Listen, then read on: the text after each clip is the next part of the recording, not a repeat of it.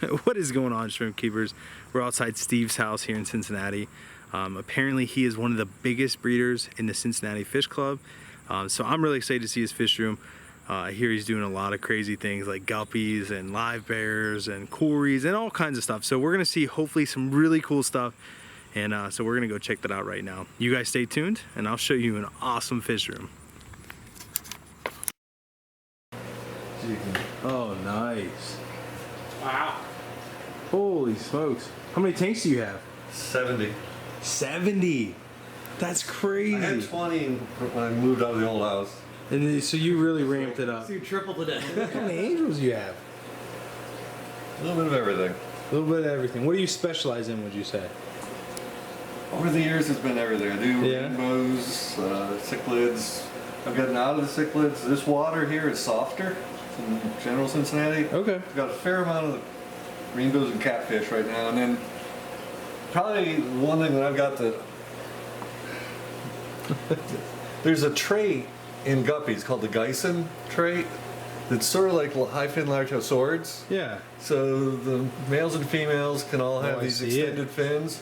So what I've been working on for years now, I think I originally got it in an all yellow guppy. So I've been working. You've been working on getting it in. So I've got it in yellow snakes, half black reds, blacks.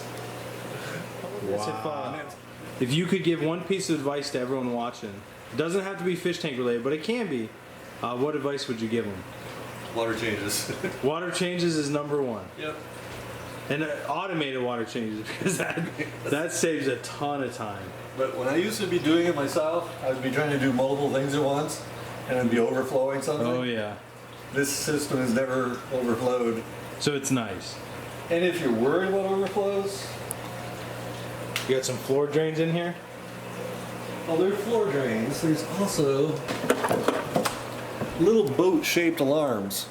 Oh, so if water hits I think 12 of these on Amazon was like $25. Wow. There's the, if water connects those two electrodes, goes off. the alarm's going off. So if I do mess up anything, there's a series of these placed around the... That's really smart.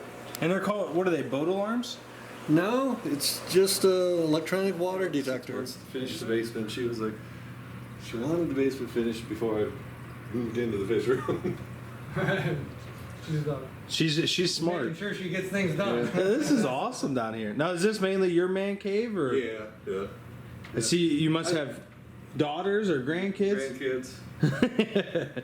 So it's their space too. And I guess beyond that, it's, you could call it a bedroom, but she has it set up for sewing and crafts. And then Oh, nice. we still have storage and stuff over here. Very cool. Now, you said these were 40-gallon breeders? No, these are 75s. Are they 75s? Wow. Yeah, I They did look not... small on the wall, don't they? They do. I did not calculate it quite right, because I was going to bring that wall more straight, Yeah. but then I would have, well, when we get in the room, I would have a little bit of trouble accessing all the tanks. Yeah. So I bent the wall around, and that left me a little bit too short to put a fourth 75 in there. Oh, so you end up just splitting the difference. Yeah. Oh, it looks really good. Thanks. Now, did you do all this yourself? My son helped me with some of the framing, and I did hire in the finishers? drywall. Yeah.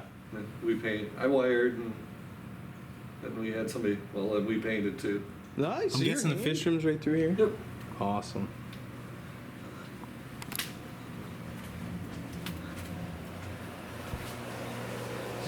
Oh, nice. Wow. Holy smokes. How many tanks do you have? 70. 70? That's crazy. I had 20 when I moved out of the old house. And so you really ramped it up. So you tripled it. So she got the house she really wanted, and you got the house you really wanted. It was a question of deciding where I wanted it so that they could put the floor drains in. Wow. How cool What you'll is see this? is I wanted to have minimal work.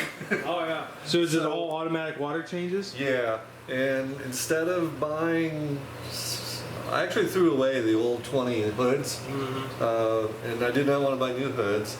So I bought plexiglass. Yep. I found a company in California, or not plexi, this is polycarbonate. Yeah. So a company in California cut them to sizes, and I found out where to buy hinges.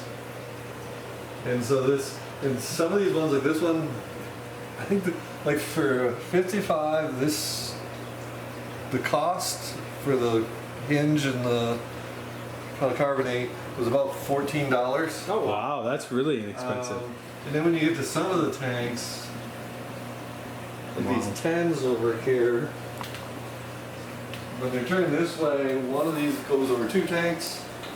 When I turn the 10s the other way, that's 4 tanks. So it's a little bit deeper, so it's probably $15 or $16, but it's for 4 tanks, so it's $4 a tank. So that's really nice. That beats glass. This strip LED is, I think, like $30 for 16 feet? 16 feet. Wow, is this what you use too? Not the same lights, but the same, probably on a roll. Comes on a roll. Yeah. Yeah, that's really nice. It's not super bright, but it'll light them up well enough to work and see what's in there. Yeah. Because you use all these for breeding, right? Yeah. Jeez. So Hey, look how many angels you have. a little bit of everything. A little bit of everything. What do you specialize in, would you say? Over the years, it's been everything. I do Yeah. rainbows, cichlids. I've gotten out of the cichlids. This water here is softer in general Cincinnati. Okay. I've got a fair amount of rainbows and catfish right now. And then probably one thing that I've got there's a trait in guppies called the geison trait. It's sort of like high fin large swords. Yeah. So the males and females can all have I these see extended fins. So what I've been working on for years now, I think I originally got it in an all yellow guppy. So I've been working. You've been working on getting it So in. I got it in yellow snakes, half black reds, blacks. Wow. And that's what the setup is there's one breeding colony, and then I can pull out babies below it, so I've got 3 tanks for each color strain. Oh, okay, so this tank goes with these two? Yep. So you're using Christmas garland as Yep. plants? Guy on AquaBid in Buffalo. Forget his name. Lots of fish? Lots of fish. Yeah. I bought some swords from him, and they arrived with this stuff in, so So you're like, oh, it a must couple work. emails, and we figured out. So I've got boxes of it. Cool. Where do you get it from? Every Christmas time when local Christmas decoration stores open up, you just gotta make sure you get the stuff without the wire in it. Yeah, or else it'd rust. Yeah. So Wow. the stuff without the wire, and guppies, you'll see babies all over these tanks. Oh yeah, it's insane. Take a close look at these females and their layered tails on their anal fin. Look how long that is. And that doesn't mess with the breeding at all? The males can't breed with that, but the females, no problem. Wow. So, I mean, part of what I do is I sort, since the males can't breed, they come down to a grow out tank, but the females stay up here. I do sorts of females without the geison trait down here, so that So call them the out. majority of the babies have it as they grow up, and then so I maximize the number of fish I'm getting with the fins and the color. That's pretty crazy. And the lines are pretty stable? Seem to be. That's I mean, amazing. I have to be careful, like make sure I'm keeping the reddest of these and the blackest of these, but How long have you been working with the lines? the original yellows, that's got to be at least 12, 15 years. Wow. Which technically I don't even have the yellows anymore, but I will still see it. What I did here is I grabbed a female from the full black and a male from the full red and started in on this about a year ago. Well, you've gotten good results. But I'll still be able to point out yellowish tails like on her. It's not a good red tail yet, and this one you can still see some yellow. So you'll eventually call those out? Yeah. But even though I haven't seen a yellow fish in a long time, The genetics are still the there. genetics for are it. still there. Wow. So you got a lot of guppies. Yeah. So what all are you breeding right now? 8, 10 strains of geison guppies. I've never seen painted red lyre-tail swordtail, so I decided to go produce them. So you made these from scratch? Yeah, I found somebody that was selling painted swordtails on AquaBid, got them, and crossed them into my red lyre-tails. Wow. Yeah, the tail on this one is just phenomenal. They're still not breeding true. They're still popping out some reds, and every once in a while something like this pops out. But Oh, just as random. yeah, I think it's called a red neon. Well, look, it's got a double split on its tail too. It's like got the lyre tail, but it still has the sword tail as well. Well, yeah, that's the male, so he will. He can't breed, which why I don't mind leaving him in there. He's pretty, but he won't contaminate the strain. Beautiful. And you do angelfish as well? Yeah, I like to do stuff. So these are, it's an old strain to me. It's called blue blushing. And then they're pearl scales. Okay. Yeah, I see it a little bit right there. So these are babies from the spring that I didn't get sold, and then summertime sales are pretty slow at the stores. So do you sell only to local pet stores? Or do you sell to hobbyists around here? Do you ship? Anybody that knows me, come in, and so yeah. But yeah, I sell on AquaBid, Yeah? Fish Farmer 2000 maybe. Fish Farmer I 2000. think so. How can people reach you if they see some in the video that they like? Is it best just to go through AquaBid? Or do you have an email you use? Yeah, my email's fishfarmer@cincy.r.com. Cincy.r.com. Yep. So got it. And Cincy spelled C-I-N-C-I. NCI. It's the local Roadrunner or from Time Warner. So if anyone wants to buy some or see some, they can email you there. We work with a lot of rainbows too. I've got like 5 strains going. Are they pretty prolific? It comes and goes. I think my water quality, the water hardness changes. And then as fish get older, like the red millenniums, Yeah. pretty fish. They don't breed the fastest, but they were breeding great for a year. They've slowed down now. So the older they get, they just kind of... Yeah, so I've got some young stock. And starting to see some eggs from. Gotcha. What else we got down this way? Let's see, we've got...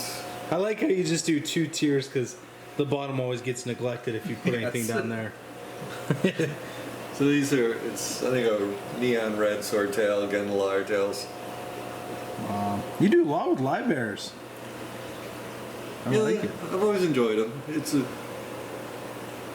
Well, like the cichlids, I mean, the general thing is not to be messing with colors. You're trying to just breed the true fish. With the little swordtails, I've played around with the wild live bears, but there's usually not much color there.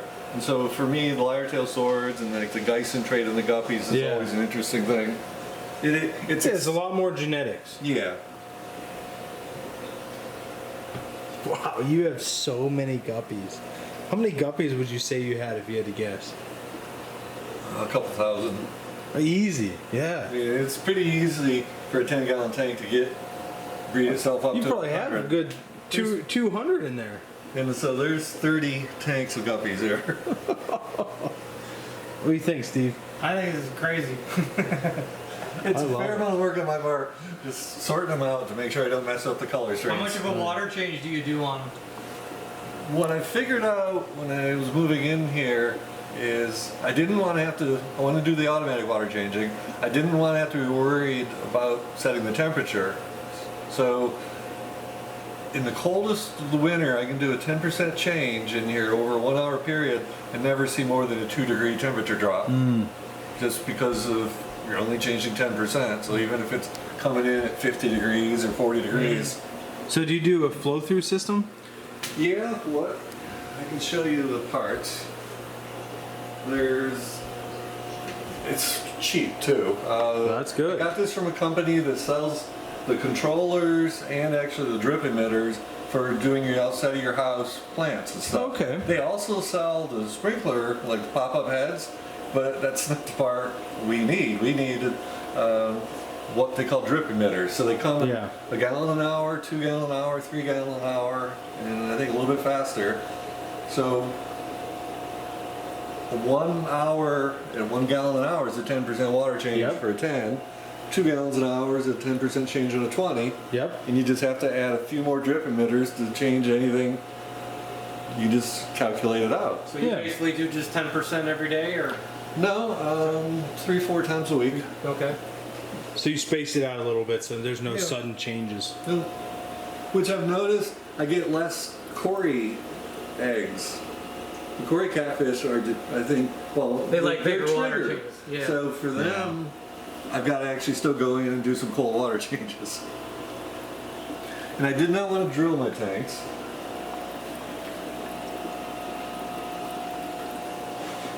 Okay, yeah, so you use the siphon with the airline thing. Yeah.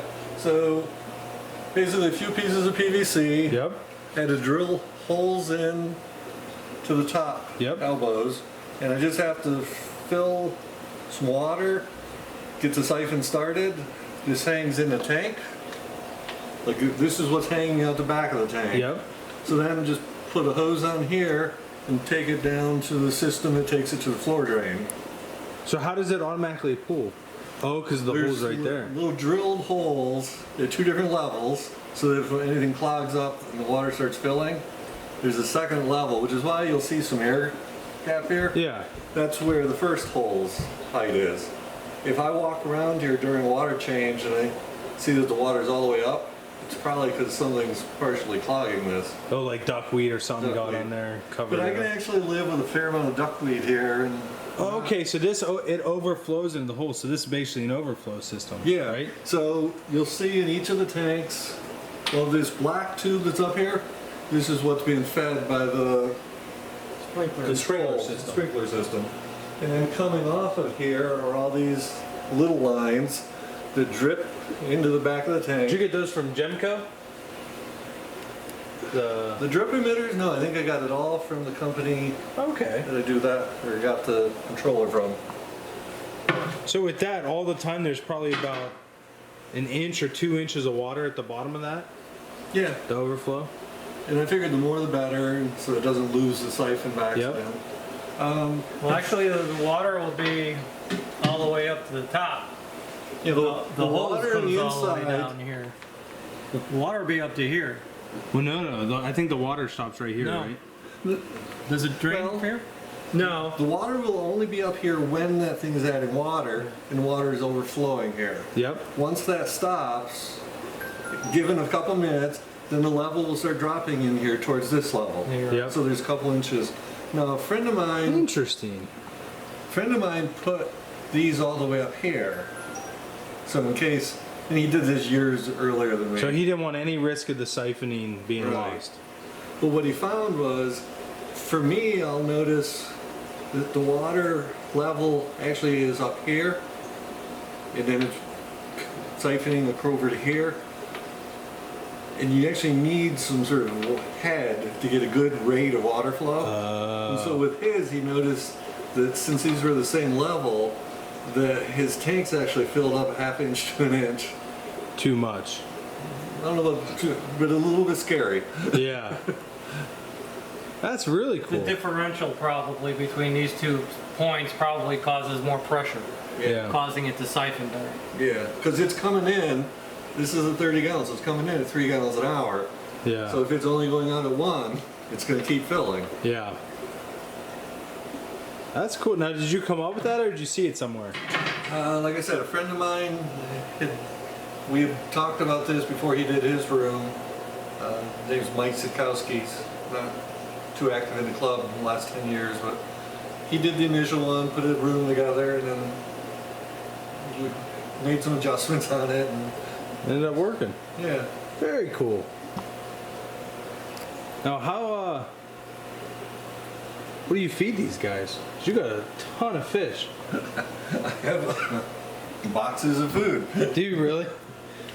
Yeah, food, some of it's from Gemco, some of it's That's from Ken's. I think that stuff is all from Ken's.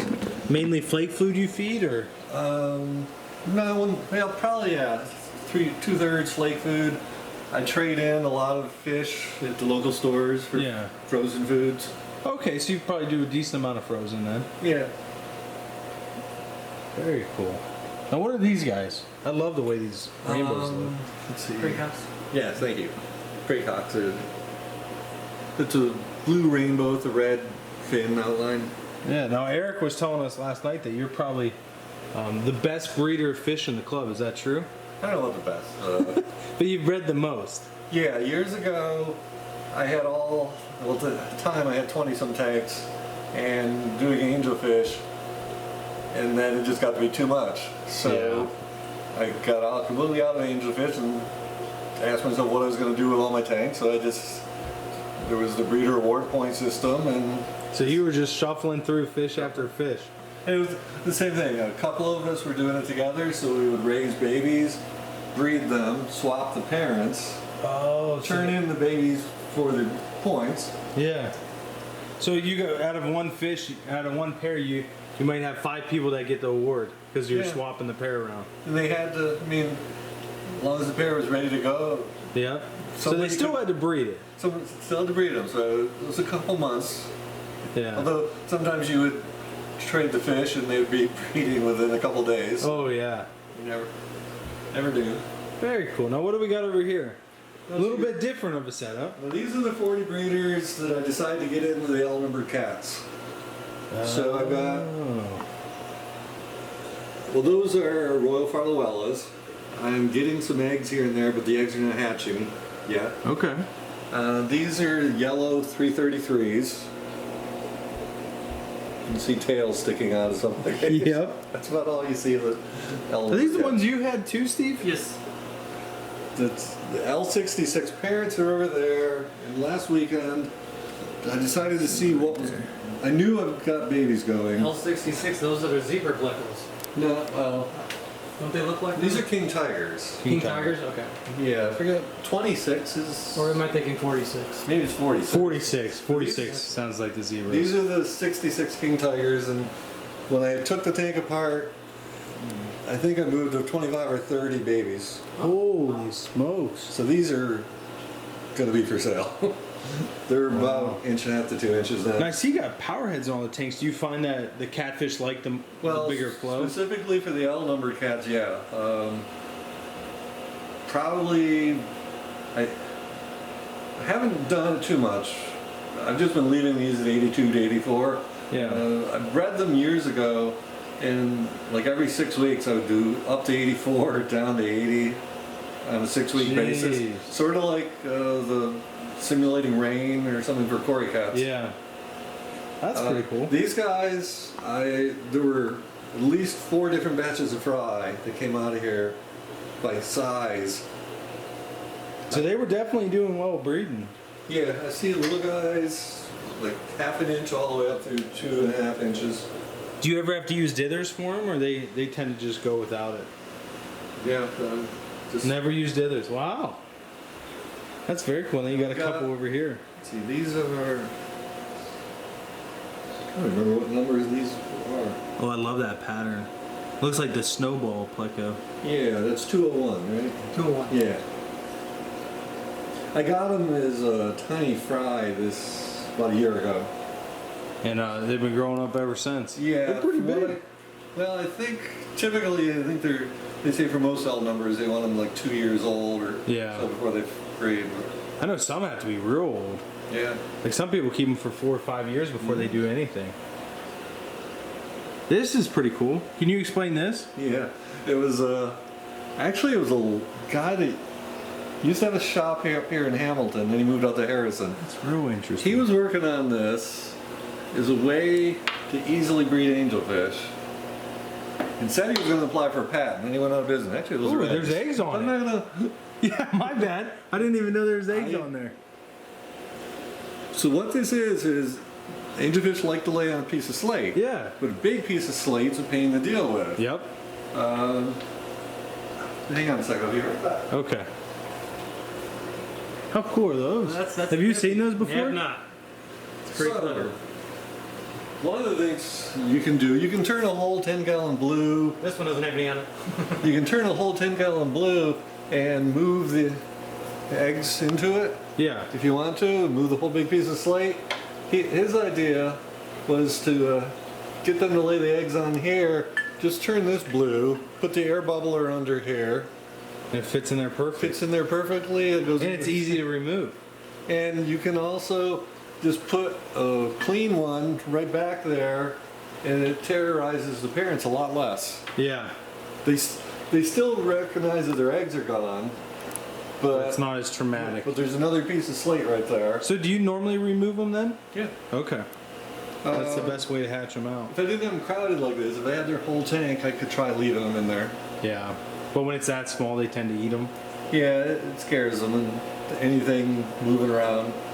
Although That's I haven't pretty panicked cool. yet. So does the guy still make these? He's been out of business 10 years or more. Well, I love that idea. So What is it? Just glued to the back? of it? it's a piece of plexiglass that he said the angle is extremely important. So he did some experiments to figure this out. And once he got them figured out, he started selling them. Apparently, he never got a patent on Not it. today. No, he didn't stay in Wow. business all that long. Poor guy. That's a great idea, though. Oh, there's a lot of great ideas. They go out of business.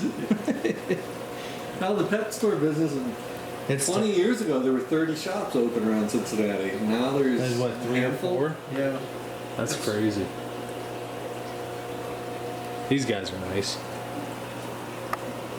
There's the double dark or just Yeah, those are double dark. Double dose of hail too. Yeah, they got beautiful tails. So these are the younger red rainbows. So this is the group that's starting to just now breed. How many eggs will you get out of this group roughly? 30.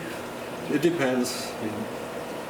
Now you Ideally, actually, I can get 30 a pair, or 30 to 60 out of just a couple pairs. So this tank's maybe too crowded. a little crowded. And they haven't reached their production yet. They look good. Rainbows just take so long to grow up, don't they? Yeah, the little tiny babies are tiny. So this is more of the Plecos.